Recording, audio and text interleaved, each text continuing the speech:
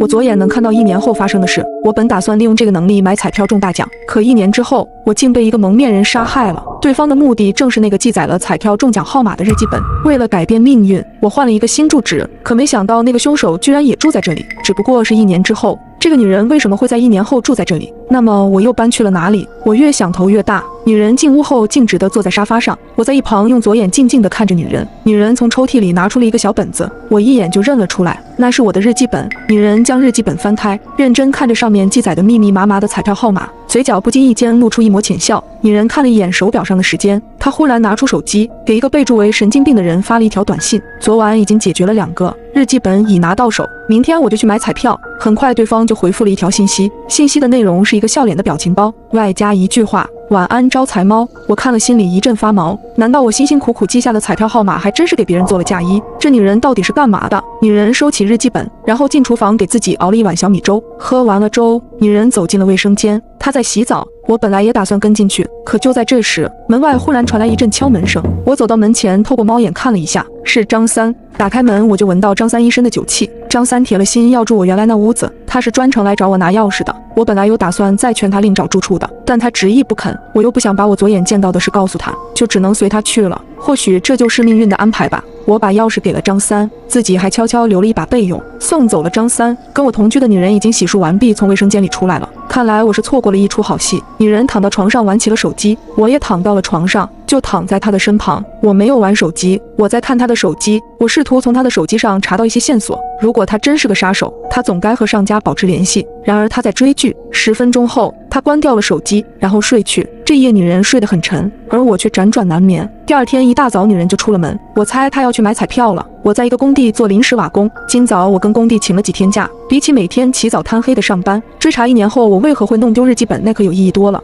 1年后我能不能发财，就靠这日记本了。女人前脚刚出门，我后脚就跟了出去。女人在路口叫了一辆出租车，我怕跟丢，赶紧在路口拦了一辆。师傅，跟上前面那辆出租车。出租车师傅一脸懵逼地问我哪辆？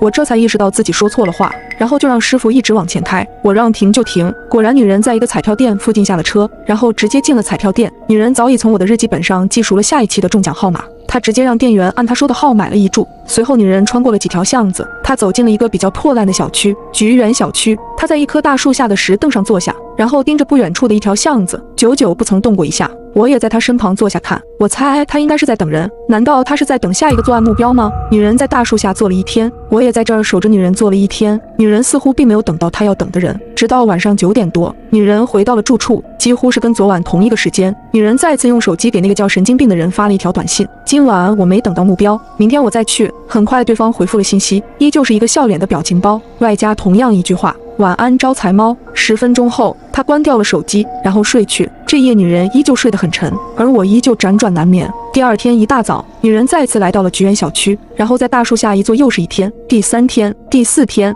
连着好几天都是如此。不过让我感到奇怪的是，女人每天都有买彩票，可我却没看到她兑过1次奖。女人继续每天都去菊园小区。今天因为工地赶工期缺人，我硬被包工头叫去加班，所以就没能跟去菊园小区。一直到晚上10点下班回家，我发现女人还没有回来，于是就打算去菊园小区看看。到了菊园小区之后，我果然看见女人在那棵大树下的石凳上坐着，她的目光依旧盯着不远处的那条深巷。当我来到巷口时，突然我好像听到巷子深处传来一声女人的呼救声。我仔细听了一下，声音很沉闷，好像是一个女人被人捂住口鼻后发出来的。我朝巷子里望去，依稀看到角落里有几个人影，这是我右眼看到的，是当下的现实。沉闷的呼救声依旧断断续续传来，随之一起的还有从几个男人嘴里传来的污秽言语。我意识到巷子里正在发生着什么，于是赶紧报了警。警察说大约5分钟能赶到。巷子里女人的声音越来越弱，我怕等不到警察来就要出事情，于是我鼓足勇气冲进了巷子里。我冲里面的人说我报了警。很快从巷子里冲出来几个人影，他们都戴着鸭舌帽，脸上也都戴了口罩。